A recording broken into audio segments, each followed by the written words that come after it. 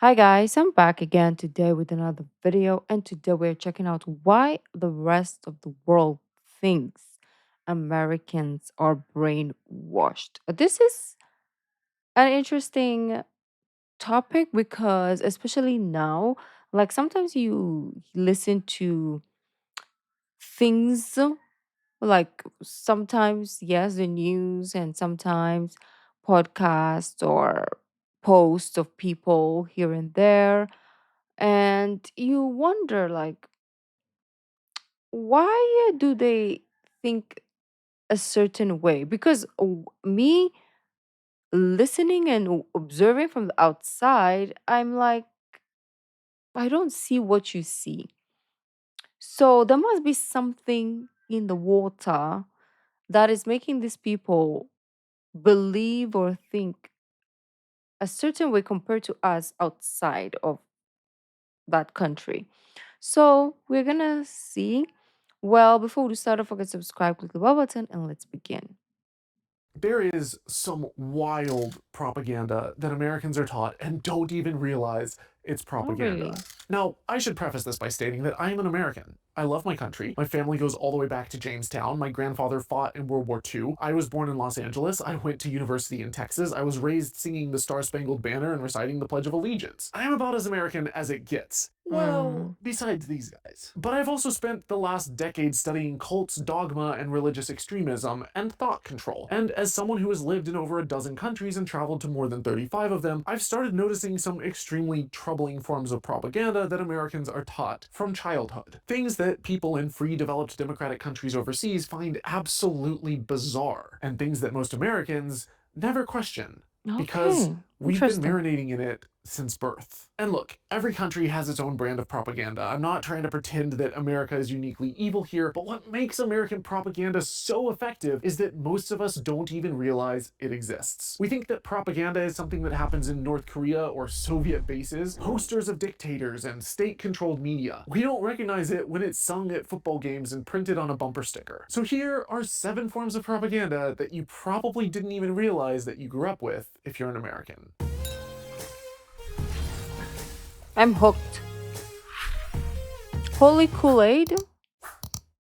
Number What 1, is this? US-centric education. American history is extraordinarily short. We are talking a few centuries compared to civilizations that span millennia. And yet, if you grew up in an American public school, you would think that the United States was the center of human history. Geography They classes taught us often to. aren't taught at all, and world history courses, when they are taught, are basically how does the rest of the planet relate to America. The Vietnam War is taught as a war for freedom. Westward expansion is framed as brave pioneers taming a wild frontier, not as the systematic displacement and genocide of indigenous peoples who've been living there for thousands of years. World War True. II, Americans swoop in and save the day, with little mention of the roughly 27 million Soviets who died on the Eastern Front doing the bulk of the fighting against Hitler. Oh. Now, compare that to how other countries teach. Well, that is crazy because, yeah, sometimes when we do reactions, I kind of don't know so much. Not that I went to school in America. I am already here in Asia, and I know more about America than a lot of places in the world, because that's the only focus. They say world history, they say geography, but why are we studying just America, you know? And I think I mentioned this a billion times on this channel. And even in college, I had to report about Nebraska. Like, why? Like, we were 50 something in the class, and every day that we come to class, everybody has to do a report. Like, for example, okay, today the first five will report about, we did like alphabetical order. So like Alabama, Alaska, I don't know the alphabetical order. So it was like that.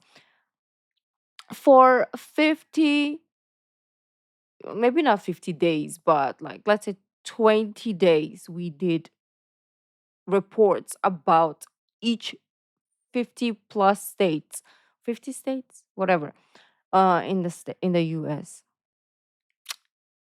And did we do that for Africa? Did we do that for Australia, did we do that for Asia, our own continent? No. Did we do that for our own country? No. They didn't sit us down and told us, hey, you're going to report about each region of your country or each. No, never happened. We learned about it, yes, but did we focus so much on it? No. If you ask me today, I know more about America than I know about the Philippines, to be honest. We did Philippine history, I think. Yeah, we did. Yeah, we did. I remember correctly. And the only thing she was talking about was um the fact that me and other foreigners, I'm not a foreigner, but I can't speak straight Filipino, and foreigners who don't even come from this country, they can't speak Filipino. So that's the basically what I heard in that class was that, and Jose Rizal. Yeah, that's the only thing I remember. Maybe she did say talk about a lot of other things, but I don't know why I don't remember it. But anyways, I'm gonna shut up. history. In much of Europe, kids actually learn global history. They study African kingdoms, Asian dynasties, Middle Eastern contributions to science and mathematics. No, They we learn about didn't. colonialism for what it actually is, not heroic adventure, but exploitation. When I talk to Americans who are traveling abroad for the first time, I'm often We're so shocked at Americanized. how That's little why. they know about the rest of the world. And that's not by accident. A nation which doesn't teach its citizens about the world produces citizens who don't question their own nation's role in it. Number two, the Cold War binary. If you grew up in America anytime after 1950, you absorbed one of the most effective propaganda frameworks ever constructed. Communism equals evil, capitalism equals freedom. Full stop. No nuance, no True. discussion, just a clean binary where one side wears white hats and the other side is a cartoon villain. What they don't teach you is that during the Cold War, the United States overthrew democratically elected governments around the world simply because the governments leaned left. In 1953, the CIA helped orchestrate a coup against Iran's democratically elected Prime Minister, Mohammad Mossadegh, because he nationalized Iran's oil industry. In 1954, the US toppled Guatemala's president, Arbenz, because his land reforms threatened the profits of United Fruit Company. In 1973, the CIA backed the overthrow of Chile's Salvador Allende, a democratically elected socialist, and replaced him with Augusto Pinochet, a brutal military dictator who tortured and murdered thousands. The Congo, Brazil, Indonesia, it's all the same playbook. America claimed to be defending democracy while systematically destroying it in Oh, order to you know what I exploit country remember? after country. You know what I remember in our Philippine history? American uh colony. I mean, they colonized us for a while, and then they gave us our independence too. So yeah, I remember that. Oh, it's funny how I remember it because I think that's the only thing we talked about too. Mm-hmm. But anyways, let's go back.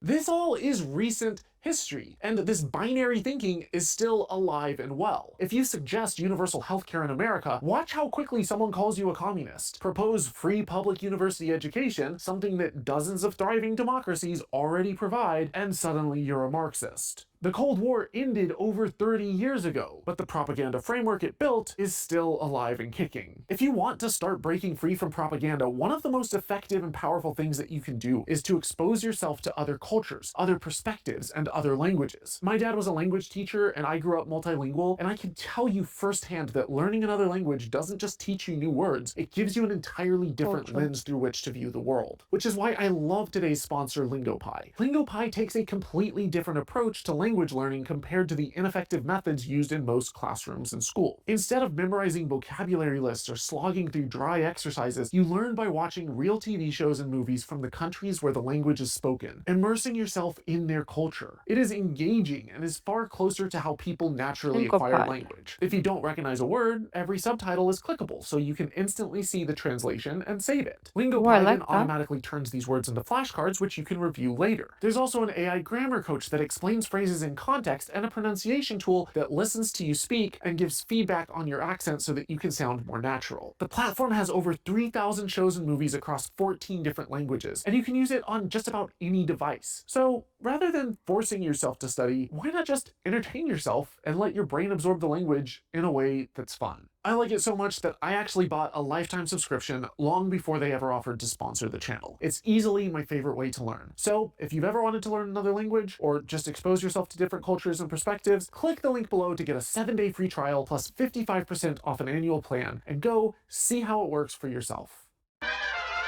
You should Number tell me the 3, price the though. land of the free myth. Americans are told from birth that the United States is the freest country on earth. It's in the songs, it's on the bumper stickers. It's baked into the nation's identity so deeply that questioning it feels almost heretical. But is it true? Well, let's look at the data. On the Reporters Without Borders Press Freedom Index, the US doesn't crack the top 50. It ranks 57th in the world, just below Look at Sierra Ghana Leone. thriving in On the the Cato Institute's Human Freedom 52nd. Index, and keep in mind, the Cato Institute is a libertarian think tank, not some leftist outfit, multiple countries outrank America in both personal and economic freedom. The United States incarcerates more people rank America in both personal and economic Just freedom. wanted The to United see. States incarcerates more people per capita than almost every other country on the planet. More than China, more than Russia, Iran, Same. or North Korea. The land of the free locks up more of its own citizens than almost every authoritarian regime on earth, and a disproportionate number of them are Black and Latino. This is not what freedom looks like. It is a system designed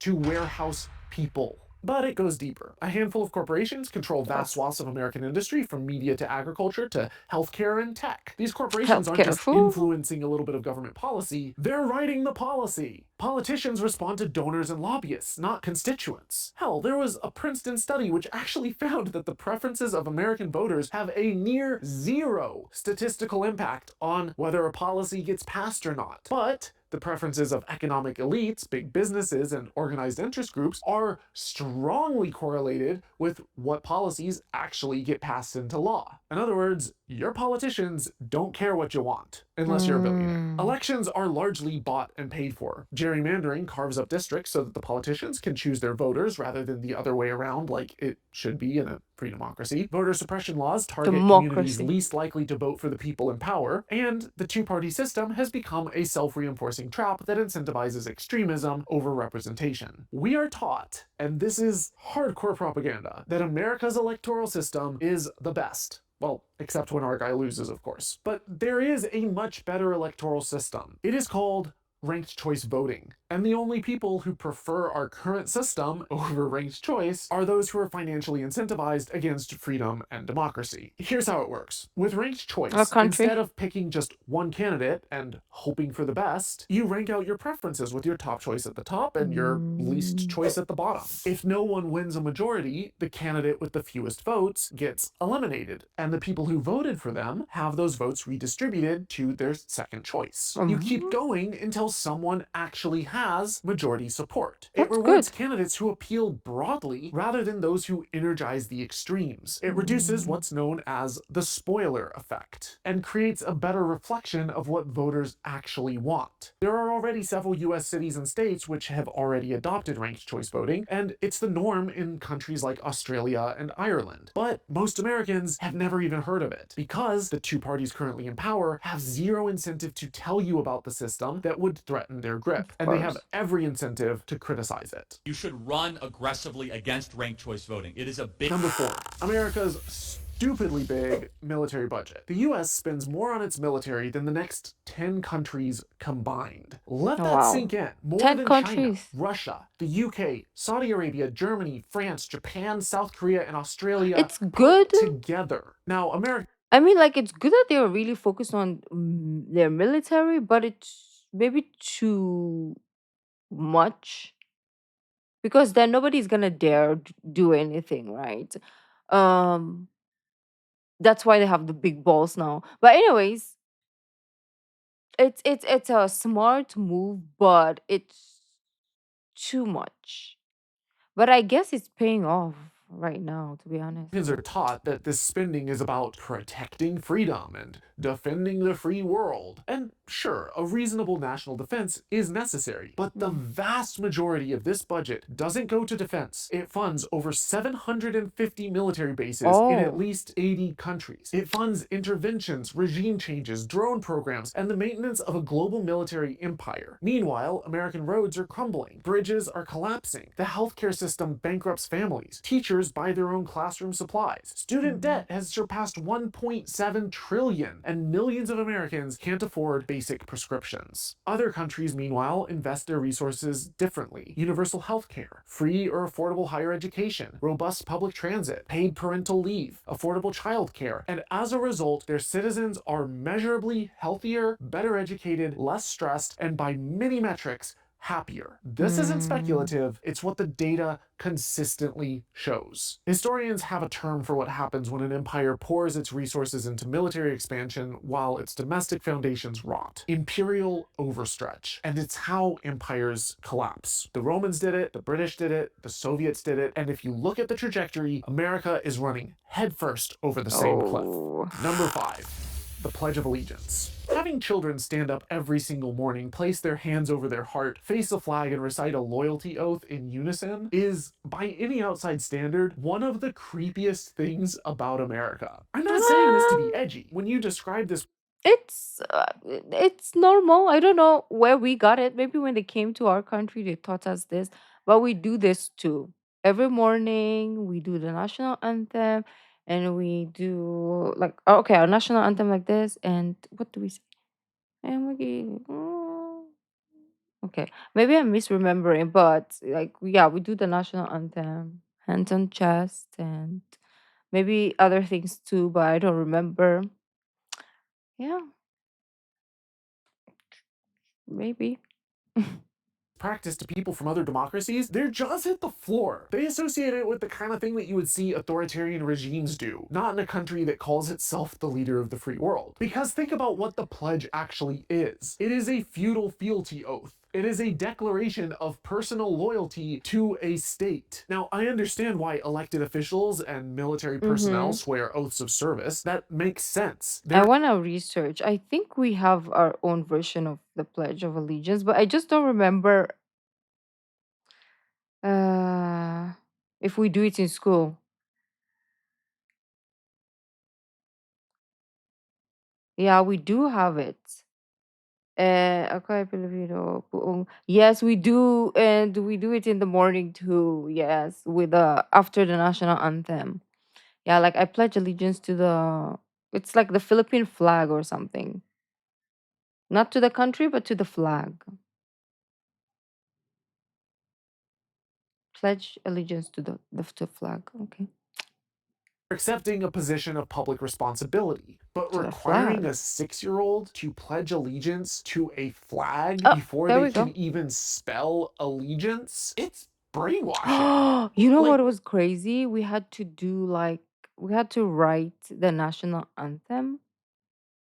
And okay, the our national anthem is in Filipino. And yes, I should know, but the language they use is I mean not the language, but the like yeah, the Filipino language that they use in that is like really pure, deep Filipino. It's not like our Filipino now that's kind of like watered down. That is like all close to Spanish, okay? So I don't know the spelling, okay? I'm like bayang magiliw na na na na hanap ng puso tuloy mo'y buhay. So yes, I know how to sing it, but do I know how to spell what I'm singing? No. So I got like 5 over something. 5/25 or something like that. And the highest in our class was 12 or 13, which is good, fair, but how do you expect? I don't remember. But at least I wasn't the lowest, okay? I think the lowest was like 3, so Good on me for the 3 points, I guess, but that was crazy. Don't know what we're doing with our lives, but yeah. Before they can even spell allegiance, it's brainwashing.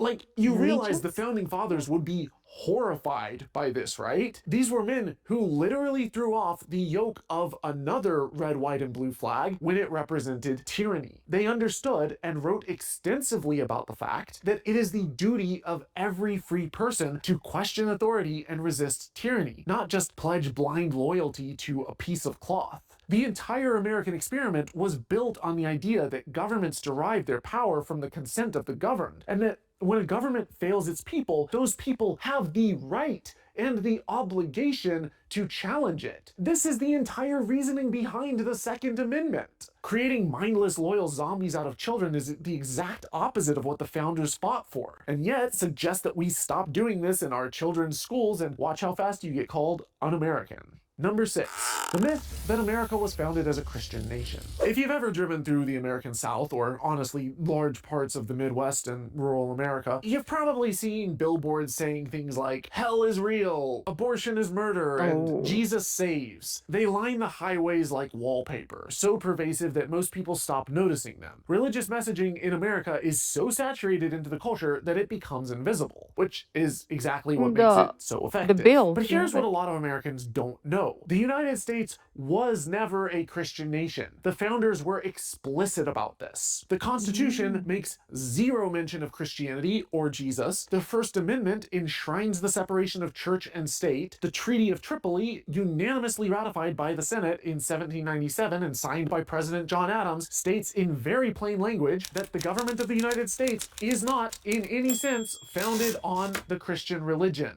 That is not my interpretation. That is a legally binding document from the founding. I also watched this thing wherein I think America is one of the country, if not the only country. It's either one of the country and there's only few countries, if I'm not mistaken, or it's the only country that their national anthem doesn't include God. Like God bless our country or God bless our nation or our land. It's the only country that doesn't have it, if I'm not mistaken. Yeah. I forget how their national anthem go, but it's something like that that I Generation. read So, or where saw. did the Christian nation myth come from? Well, in keeping with the rest of this video, propaganda. Cold War propaganda, to be specific. Under God was added to the Pledge of Allegiance in 1954. In God We Trust was added to the paper currency in 1957, and adopted as the national motto the year before. Our original motto, E Pluribus Unum, is more about plurality. Out of many, one. Both of these actions were deliberate moves to contrast the United States against godless communism. They weren't ancient traditions passed down by the founders. They're marketing decisions which were made by politicians in the 1950s. And now, barely 70 years later, millions of Americans will swear on a stack of Bibles that this country was founded as a Christian nation, and that anyone who says otherwise is attacking their heritage. The conflation of patriotism with Christianity is itself a product of propaganda, and it's one of the most dangerous because it means that questioning religion in America isn't just seen as blasphemy, it's treason. Number 7, American exceptionalism. This one is huge. The one that ties all the rest of it together. American exceptionalism isn't just this belief that America is different. It's a belief that America is inherently superior, better, divinely favored, the greatest country that God ever put on this earth. And it functions not just as a belief, but as a social enforcement mechanism. Because in America, criticism of the country is treated as betrayal. Point out that other nations have better healthcare outcomes, and you're told, well, why don't you just move there? Suggest that the military budget is bloated, and it is bloated, and suddenly you hate our troops. If you point out that Americans rank poorly on education, press freedom, or infant mortality compared to other developed countries, and you're suddenly ungrateful. Even liberals and progressives who critique America specifically because they want to improve it get branded as unpatriotic. Do you see how backwards that is? The messaging is clear. You can love America or you can criticize it. You can't do both. But in most healthy democracies, critique is understood as a form of patriotism. Wanting your country to live up to its own ideals isn't betrayal. It is the highest form of civic engagement. The pressure to never question America, to treat any criticism as an attack, to reflexively defend the status quo no matter how messed up it is because admitting a problem feels like admitting defeat, that social pressure is itself one of the most effective forms of propaganda there is. Because it doesn't require a government agency or state-run media outlets, it's enforced by your neighbors and your coworkers, your family, and your own internalized guilt. Like I said at the beginning, I don't hate America. I want it to be better. And if that makes me an American in your eyes, then, well, I think I kind of proved my point. It is the civic duty of every citizen to question what we've been taught, to explore outside the bubble, whether that's through reading, traveling, or learning other languages, using LingoPie, of course, and exposing ourselves to the perspectives that challenge our own assumptions. It's our duty to push back against propaganda and to exercise the very First Amendment rights that we claim to value. Because things don't have to be like this. They can be better. But we have to first recognize the propaganda and be honest with ourselves in order to get there. If you guys enjoyed this video, please smash that like button, share this with someone who needs to hear it, and That was a very great explanation. It makes sense now why we would feel a certain way about issues, and then they would have a totally different perspective, and we were like shocked. And they do things, and then we think they learn, but then they do the same mistake again. I mean, obviously, you know what I'm talking about. The person who looks like this, right? Um, the first time, okay, we were like, okay, maybe they are like, maybe let's see, maybe he's good. And then the second time, we're like, oh, he still looks like this, and they still voted after all that. And we're like, okay, what is it that we don't see? Okay. Maybe they know something that we don't. So, you know, maybe we're wrong, they're right. But I don't know. They're feeding them something that clearly we will we will never know, right? Like if we're not there, we will never know that they're feeding them propaganda like low key, and they're just consuming it, thinking it's real reality, it's what needs to be done. But anyways, beautiful peeps, let me know your thoughts in the comments, and I'll see you in the next video. Bye.